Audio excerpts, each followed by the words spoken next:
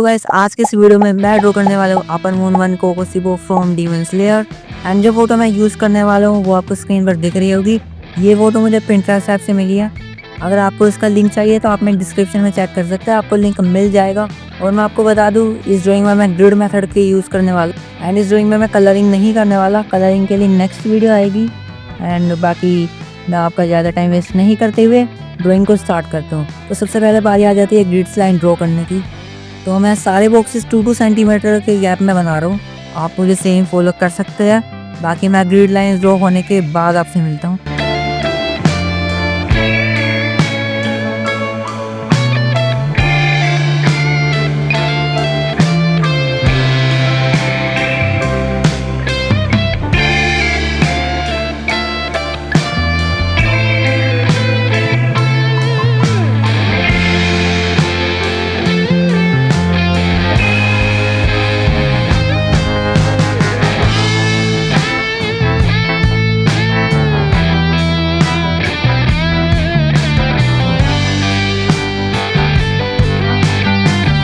तो वैसे हमारे यहाँ पर ग्रिड लाइंस ड्रॉ हो चुकी।